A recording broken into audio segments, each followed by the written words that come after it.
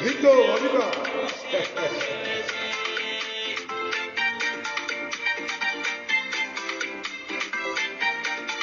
La plus belle cassée, ça va?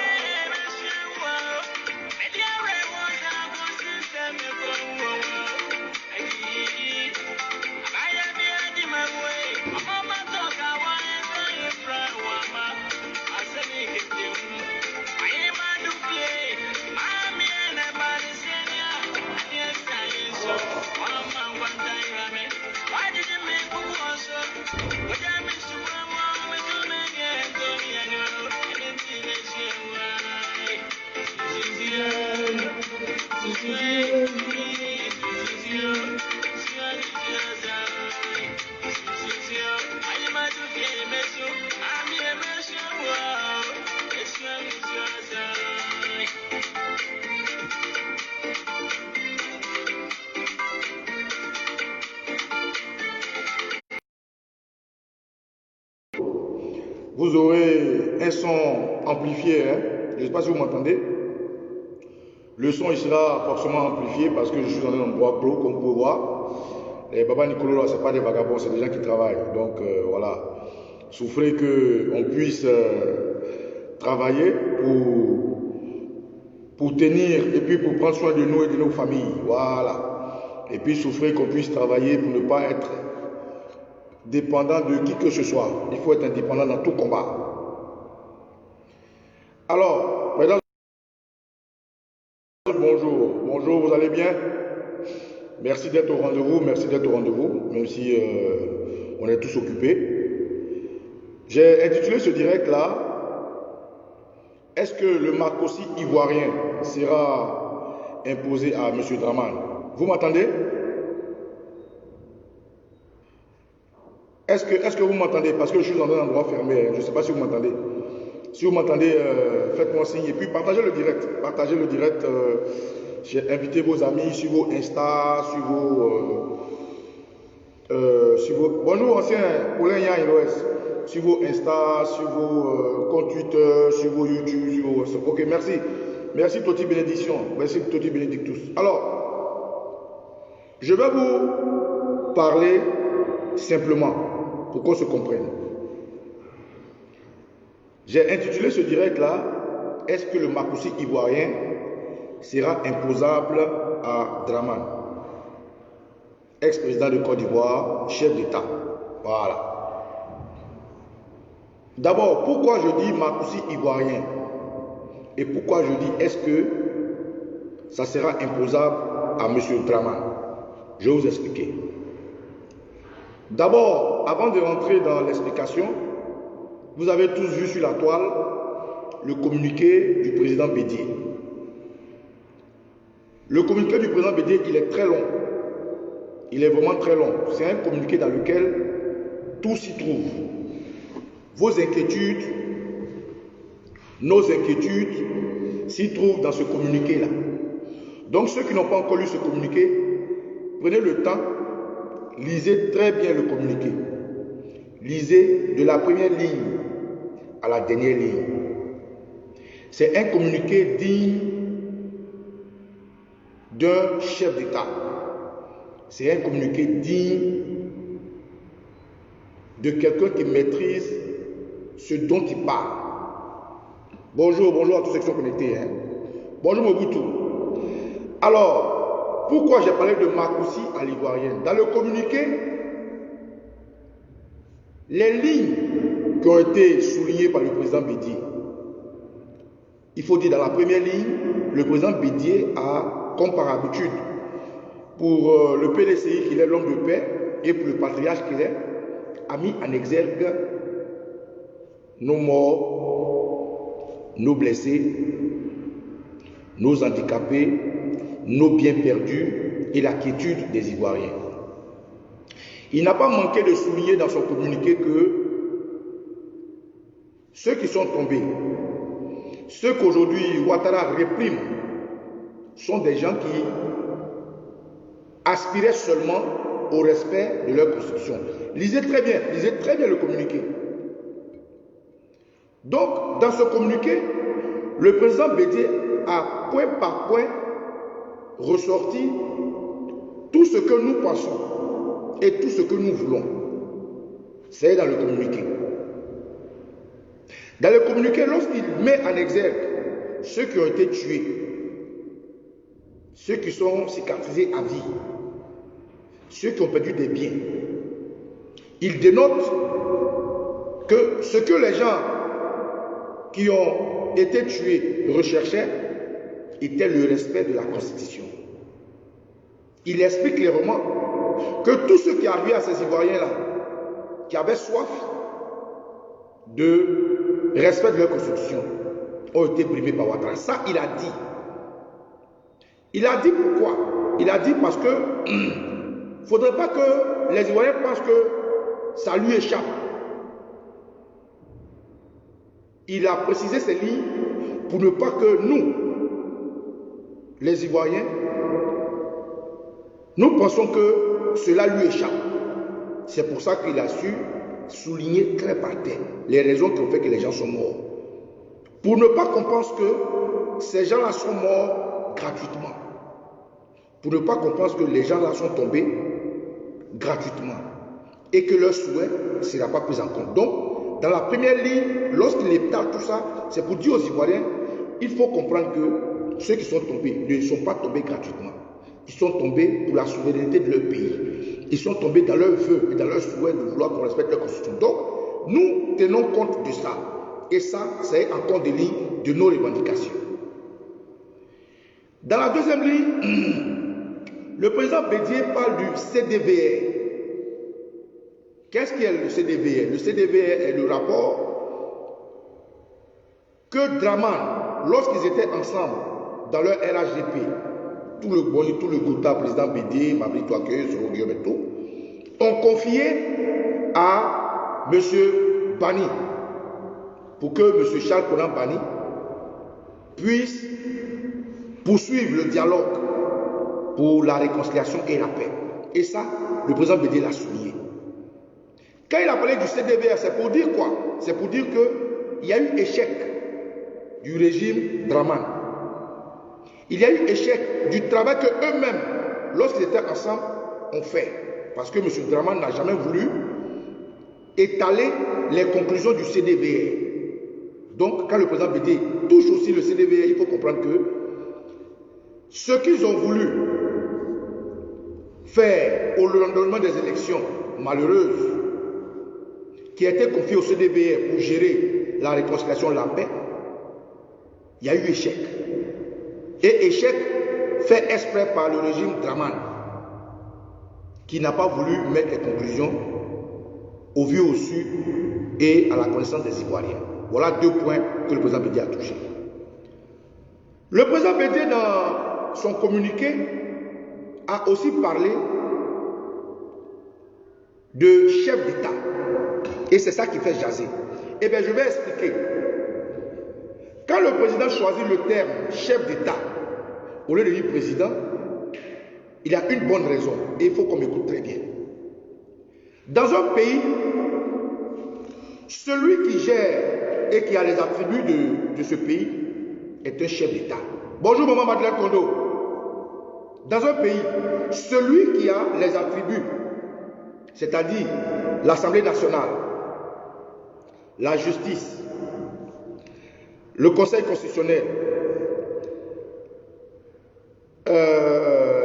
l'armée, la présidence. Celui qui est responsable d'un État dans un moment T est chef d'État. Parce que j'ai vu un peu les commentaires de mes camarades qui disent pourquoi le président Bédié dit chef d'État. Oui, chef d'État est le mot qu'il faut. Chef d'État est le mot qu'il faut parce que il faut qu'il ait bien un responsable de ce qui se passe. N'est-ce pas? Ce qui se passe, ceux qui sont morts, ceux qui ont été blessés, les biens qui ont été détruits, tout ça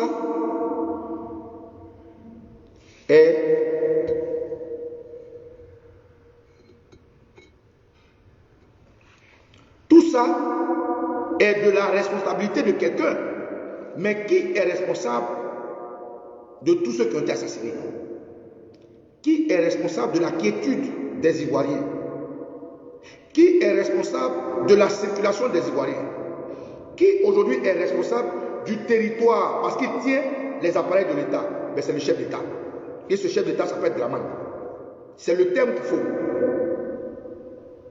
Ça, c'est le terme.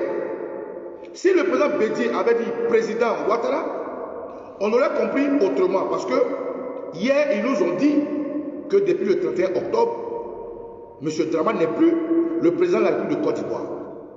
Parce qu'un président, c'est des attraits qu'on donne à quelqu'un qui a la légalité, la légitimité du peuple. Un président, c'est quelqu'un qui passe par des votes. C'est quelqu'un que le peuple choisit. C'est quelqu'un qui est, selon la Constitution, capable de gérer, juguler, protéger et conduire un peuple. Alors que depuis le 31 octobre, Dramane n'a plus cet attrait de président actuel. C'est un ex-président. C'est pour ça que le président Bédié, je pense pour ma part, a choisi le mot chef d'État. Donc il faut que les Ivoiriens comprennent. S'il n'y a pas d'amalgame, c'est le mot qu'il faut. Celui qui gère le pays, celui qui est responsable du pays en ce moment, il s'appelle Dramane. Ce n'est pas un vagabond, ce n'est pas un député, ce n'est pas un juge, c'est un chef d'État. Parce qu'il a dans son cocon, avant de faire la passation de service ou avant de nous redonner toute l'effectivité de tout notre pouvoir, M. Dramane reste chef d'État. Donc, voilà pourquoi le président a choisi chef d'État au lieu de dire président. Donc, ce niveau-là, n'allez pas dans les débats inutiles. C'est le mot qu'il faut. Quand quelqu'un a les attraits du pouvoir, on l'appelle chef d'État. Et tant que Dramane ne nous donne pas notre pouvoir qu'il est en train d'usurper, tant que les Ivoiriens ne vont pas prendre leur pouvoir qu'ils lui ont donné hier par la cause des armes, Dramane a le titre de chef d'État et non le titre de président, mais ex-président. Voilà ce que je voulais éclaircir pour ceux qui n'ont pas compris. Allons maintenant dans la fin du message. Dans la fin du message, le président Bédié souligne une quatrième chose. Il dit il propose un dialogue. Écoutez-moi très bien. Dans le message, le président Bédié dit qu'il faut impérativement et urgemment, c'est français, hein? Il faut impérativement et urgemment. Pourquoi est-ce que le président Bédié dit impérativement? Pourquoi est-ce que le président Bédié dit urgemment? Impératif, ça veut dire quoi? C'est quelque chose qui s'impose. Il n'y a pas autre chose à côté. Quand on dit quelque chose est impératif, ça veut dire que c'est obligatoire. Je reprends. Dans la quatrième phase du discours du président Bédié, il a utilisé deux mots. Il dit il faut impérativement et urgemment un dialogue avec l'ensemble des partis politiques. Un dialogue national. Mais je vais expliquer deux termes avant de parler de dialogue. Le président Bédié a utilisé le terme impératif et urgemment. Impératif, ça veut dire qu'il n'y a pas autre chose. C'est ça seulement il faut. C'est imminent, c'est ce qu'il faut. C'est obligatoire. On ne peut pas se dissocier de ça. Ça, c'est le terme impératif. Maintenant, le thème urgemment, pourquoi est-ce qu'il y a urgence? Et je vais vous expliquer. Quand le président Bédié utilise le thème urgemment, vous et moi savons que M. Dramane, ex-président de la République de Côte d'Ivoire, est suicidaire. Vous et moi savons que, au moment où nous parlons, au moment où Dramane, qui a été obligé par la France à négocier, parce que nous lui avons imposé la cause de David par notre désobéissance civile intelligente, il continue de mettre les gens en prison. Il continue de garder certains cadres des partis politiques en prison. Il continue d'enlever des jeunes dans leur village. Il continue de terroriser les Ivoiriens. Et il s'entête à aller se faire investir. Voilà le sens du mot urgemment. Urgemment parce que les heures passent, les jours passent, et Ouattara s'y tête. Donc, quand le président Bédié utilise le terme impératif et urgent, c'est pour dire que la présumée investiture de M. Ouattara n'a pas lieu d'être. C'est ce que ça veut dire. Quand le président Bédié utilise le terme impératif et urgemment, c'est pour dire que le simulacre d'investiture n'a pas lieu d'être pour le moment. Donc c'est impératif un dialogue, et c'est un dialogue qui est urgent. On ne peut pas attendre.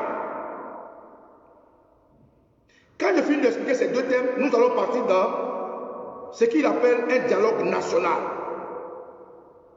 inclusif, avec tous les partis politiques, que bon, ils continuent d'appeler de l'opposition, hein, mais moi je dis au président Bédié, nous ne sommes plus dans l'opposition, parce que depuis le 31 octobre, le pouvoir est en vacances. Depuis le 31 octobre, Ouattara n'est plus président de Côte d'Ivoire. Donc, si on dit opposition, ça veut dire qu'on soit encore que Ouattara soit président de Côte d'Ivoire. Il peut être un chef d'État parce qu'il a encore les attributs. Il est un président sortant, il n'y a pas de souci. Mais qu'on soit dans l'opposition, je dis, il faut qu'on change notre langage. Ça, malheureusement, le président Bédié n'a pas encore compris. Bref, ce n'est pas important. Pourquoi il parle de dialogue national? Dans le dialogue national, il y a tous les fils et toutes les filles de la nation. Il y a tous les partis politiques, à commencer par le FPI, dont le président Laurent Gbagbo est dehors. Il faut qu'il soit là, c'est un impératif et c'est urgent. Il y a Charles Blé, président du COGEP qui est dehors. Il faut qu'il soit là, c'est impératif et c'est urgent. Il y a Soro Guillaume, président du GPS. Il faut qu'il soit là, c'est impératif et c'est urgent. Il y a tous les prisonniers politiques, pardon, tous les exilés, c'est-à-dire Kone Katina et les autres Chapas. Un dialogue national impératif et urgent. Il y a tous les prisonniers politiques qui doivent être là, on doit les libérer. Tous les prisonniers militaires, on doit les libérer. Tous les jeunes qui, parce qu'ils ont désobéi, ont été arrêtés, ils doivent être libérés. Toutes les femmes, comme Picheri Balé, elles doivent être libérées. Donc voilà le sens d'un dialogue national. Le sens de l'urgence. Voilà le sens du mot impératif. Donc le président Bédié, comme j'ai titré mon direct, est en train de nous faire voir un Marcoussi ivoirien.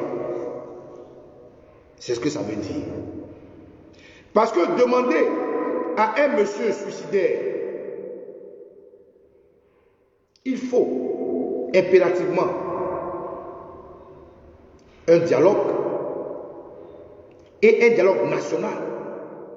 Quand le président Bédié souligne le CDVR, quand le président Bédié met en exergue les blessés, les morts, et pourquoi ils sont morts, il faut comprendre par là que le président Bédié est en train d'imposer à Dramane un Marcoussi ivoirien. Vous savez ce que c'est que Marcoussi? Est-ce que je viens d'expliquer? Marcoussi, c'est par Marcoussi et les autres accords de Kléber, de Lomé 1, Lomé 2, Accra 1, Accra 2, de Ouaga que Dramane a été président. Dieu ne dort pas. Tout ce que Dramane a pu toucher comme pilier pour être là est en train de se retourner contre lui. Oui. Tout ce que Draman a pu toucher comme pilier pour arriver à ses fins, nos ancêtres sont en train de retourner ça comme lui.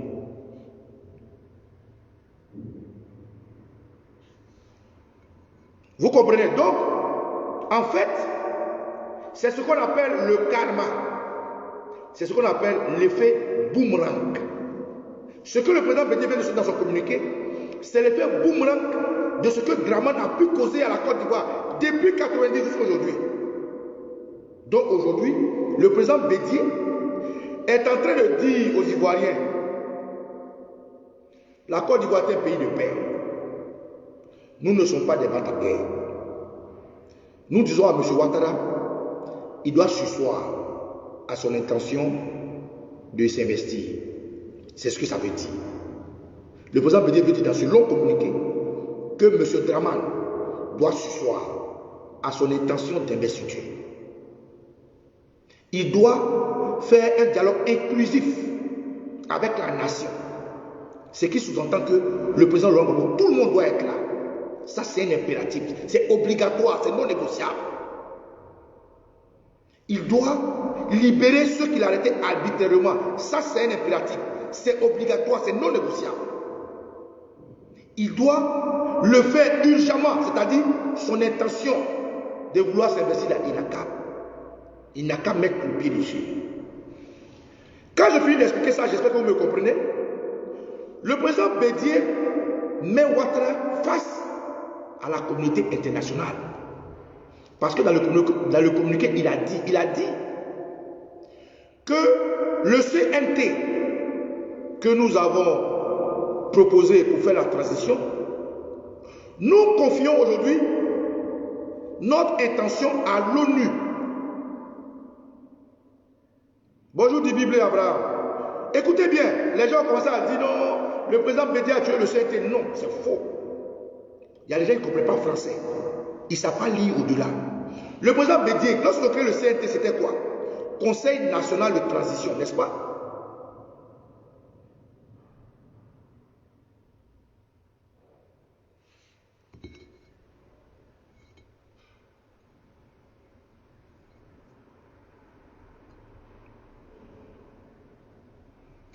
Vous comprenez? Le président Bédié est en train ici, lorsque les gens disent non, le président Dieu a tué le CNT, non, c'est faux, je vous explique. Le CNT a été créé pourquoi? Le CNT a été créé parce que les partis politiques étaient dans l'opposition et ils revendiquaient quelque chose avant les élections. Ils ont attendu le 31 octobre où le pouvoir, le délai de M. Draman a expiré et ils ont mis le CNT en place. Le CNT, qui n'est autre que le Conseil national de transition, devait piloter la transition. Lorsque Ouattara, avec sa barbarie, les a arrêtés un après l'autre, lorsque Draman, avec sa barbarie, a fait tuer des Ivoiriens, décapiter certains, gâter des biens d'autres. Alors, face à cette anarchie, le président Bédié appelle l'ONU, qui lui-même avait déjà appelé au stade. Au stade, le président Bédié avait appelé l'ONU. Rappelez-vous de cela. Le président Gbagbo aussi, un temps, avait appelé l'ONU. Et le président Gbagbo, lorsqu'il est sorti, il a dit, continuez de parler, négocier. Il faut parlementer, parce qu'on va à la catastrophe.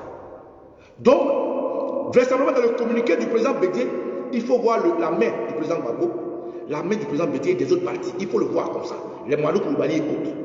Dans ce communiqué, qui tient compte de tous les partis politiques, de leur souhait de vouloir aller négocier, discuter, parlementer pour sauver la vie des Ivoiriens, met en exergue M. Ouattara, président sortant, et le peuple de Côte d'Ivoire. Et ce peuple de Côte d'Ivoire dit quoi? L'ONU, nous avons créé le CNT pour faire la transition. Comme Ouattara est barbare, qu'il est chez nous, il veut tout gâter, ONU vient, nous le CNT, nous te confions cette charge-là de juguler le dialogue, de contrôler le dialogue, d'être l'arbitre de ce dialogue. Donc, au lieu que le CNT soit en même temps arbitre et prenant, le CNT déroge ses pouvoirs à un arbitre autre que eux. C'est ce que ça veut dire. Je répète, lorsque le président Bédié a souligné l'ONU, il a confié à l'ONU le rôle que devait jouer le CNT. Les gens disent le CNT est mort. Le CNT n'est pas mort. Le CNT avait pour rôle de juguler la transition. C'est-à-dire, le CNT devait conduire l'état des droits jusqu'aux nouvelles élections. Excusez-moi. Le CNT devait conduire l'état des droits ivoiriens, la protection des Ivoiriens jusqu'aux élections, n'est-ce pas? N'est-ce pas ça qui était le rôle du CNT? Alors, le président Bédié, vu le fait que ses camarades sont arrêtés, les Ivoiriens sont en train de mourir, d'autres sont en train d'être enlevés, la barbarie Ouattara est partout dans la Côte d'Ivoire. Ils ne peuvent pas en même temps être en train de se défendre de la barbarie de Ouattara et puis gérer une discussion avec lui. Alors, le président Bédié a décidé de déroger le rôle qu'ils se sont assignés dans le CNT à l'ONU. Pour que l'ONU soit impartiale, pour que l'ONU soit un arbitre de ce dialogue national. Voilà ce que ça veut dire.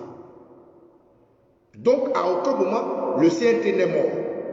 Le CNT, aujourd'hui, avec ses membres absents, emprisonnés, certains cachés en catimini, ne peut pas tenir une transition dès l'instant où le musulman est barbare. Donc, il faut mettre Dramane devant les faits. Et devant les faits, tous les piliers que Dramane a utilisés pour venir au pouvoir, la nature, la force de nos ancêtres et Dieu est en train de retourner ça contre Dramane. N'est-ce pas l'ONU qui a aidé Dramane à être là? N'est-ce pas l'ONU qui a fait que le président Gbagbo est parti à la CPI? N'est-ce pas l'ONU qui a cautionné les morts de Maïbli, de Diokwe, de Petit Diokwe? N'est-ce pas l'ONU? N'est-ce pas l'ONU qui gérait les rebelles et tout? Donc, quand le CNT, comme le dit le doyen Roméo Leron, qui n'avait pas de base juridique, c'est-à-dire le CNT n'avait ni siège, n'avait ni cutus juridique pour gérer une transition. Or, quand on parle de transition, on parle des institutions de l'État.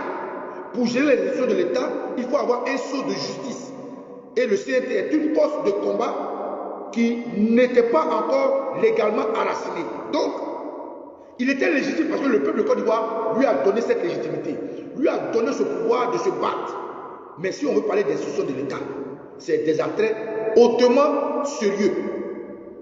C'est pour ça l'ONU qui a permis à la Côte d'Ivoire d'être là, dans ce groupe, l'ONU qui a accompagné Ouattara hier, le président Bédié n'a pas trop, c'est pas trop amené, il dit bon, ONU, viens, moi et puis mes frères, nous voulons un dialogue national.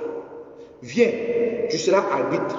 Comme c'est toi qui sais être arbitre dans Palais des gens, comme c'est toi l'ONU qui a aidé Dramane à venir, il faut venir ici, tu vas gérer ça.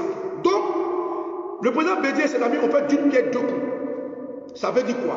Hier, Ouattara disait que c'est lui qui tendait la main, alors que nous savons que nous avons travaillé dans la désobéissance civile comme David et nous l'avons contraint à négocier. Quand il dit qu'il est en train de négocier, le lendemain, il continue d'enlever les gens et de les mettre en prison. Donc, le président Bédié, qui voit l'urgence de ce que Ouattara veut faire, dit ok, ONU, viens, nous on veut parler. Nous on doit parler. Mais pour parler là, il faut que tous nos frères soient là. Et ça, c'est les conditions que le président Bédié avait dit qu'il avait posées déjà à Ouattara. Pour parler, il faut que tout le monde soit là. C'est un dialogue national. Donc le président Bédié vient de mettre Ouattara devant des faits. Ça responsabilise Ouattara devant le monde entier. Ça responsabilise Ouattara devant la décision qu'il va prendre. Ça responsabilise Ouattara devant la suite des événements. Et quelle est la suite des événements? Je vous explique pour ne pas être trop long. Alors, Dans le thème que j'ai choisi, j'ai écrit le Marcoussis à l'Ivoirien sera-t-il imposable à Ouattara? Je vais vous dire maintenant pourquoi j'ai mis imposable. Vous et moi connaissons M. Draman. Vous et moi connaissons Draman. Tous les hommes politiques le connaissent. Ils savent que Draman, quand il a le choix entre ce qui est pacifique et ce qui est brutal, il choisit ce qui est brutal. Écoutez bien ce que je vous explique. La Côte d'Ivoire connaît Draman. L'ONU connaît Draman. Le monde entier connaît Draman. À part les moutons du RDR, non, pardon, ils sont plus moutons parce que les moutons réfléchissent, et ils ne réfléchissent pas. Quand le président Bédié pose ce pas-là, c'est pour dire à Ouattara, un, ton investiture n'y compte pas. Deux, ou bien tu acceptes de faire entrer tout le monde pour créer un dialogue national, ou bien on passe à une autre phase. C'est ce que ça veut dire. Camarades, le président Bédié vient de responsabiliser Ouattara, un, de tous les morts quand il a fait chef d'État. Chef d'État, c'est toi qui es responsable de tous ceux qui sont dans ton État. Deux, il vient de mettre Ouattara en face de la suite des événements. La suite des événements dépend maintenant du Ouattara et du RDR. Est-ce qu'on peut imposer à Ouattara une négociation? Ça, c'est lui qui verra. Parce que, pour la petite histoire, Ouattara a déjà sorti son communiqué de l'investiture. Je répète, pour la petite histoire, depuis hier nuit, Draman a sorti le communiqué de son investiture. C'est au vu au-dessus de ce communiqué que le président Bédié est sorti faire ce communiqué. Pour dire à Ouattara, nous sommes informés que tu veux un passage en force. Il n'y a pas de souci. Mais au moins, les Ivoiriens ont à la dernière minute, parlé. Les Ivoiriens viennent de prendre la communauté internationale à témoin.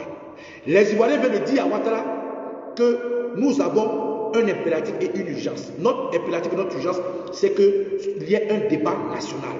Notre impératif et notre urgence dans le débat national, il y a l'entrée de tous ceux qui ont été contraints d'être à l'exil, comme le dit le président Bédié. Notre impératif et notre urgence, c'est que l'investiture n'a pas lieu d'être. Maintenant, comme un jeu d'échecs, le président Bédié et ses camarades ont montré au monde entier que eux, ils ne sont pas responsables de ce qui est arrivé. Et ils ne sont pas responsables de ce qui va arriver.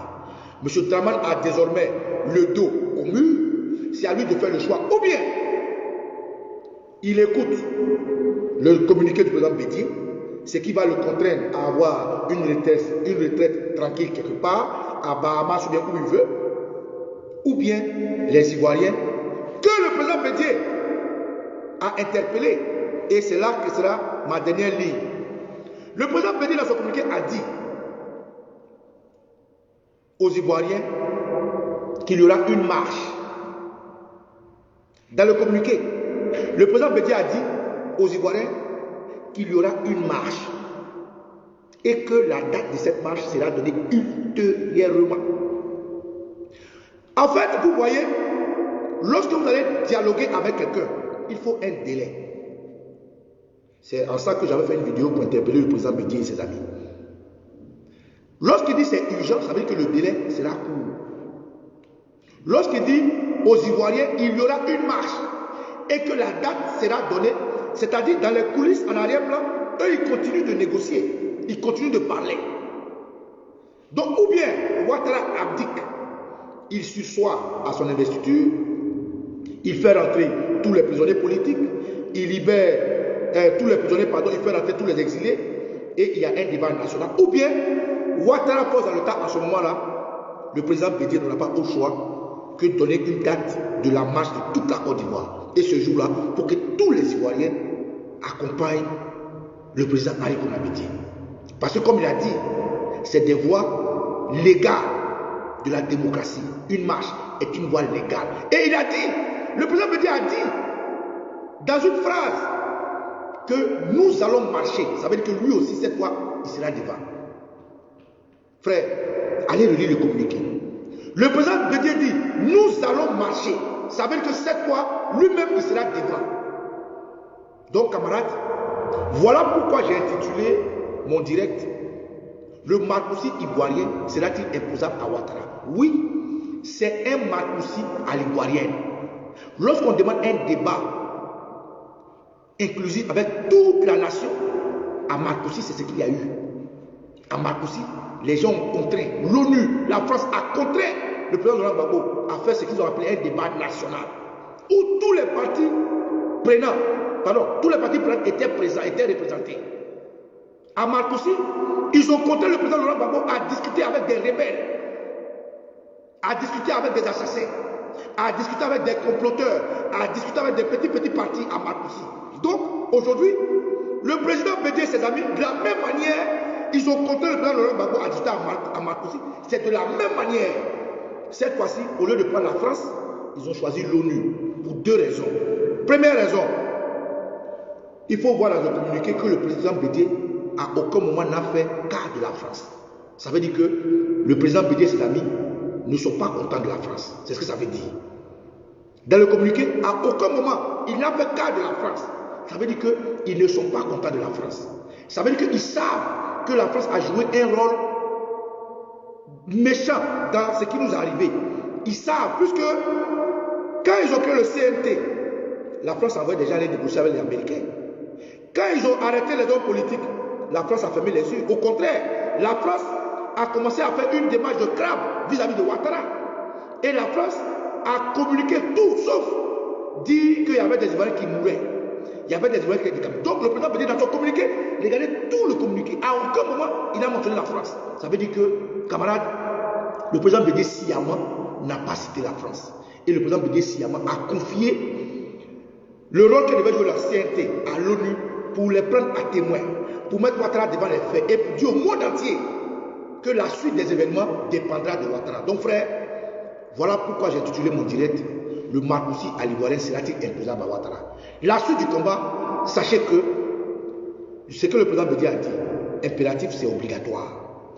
Urgence c'est parce que Ouattara veut forcément se faire investir. Et le président Bédié n'a pas manqué de vous dire, nous allons vous donner une date de marche.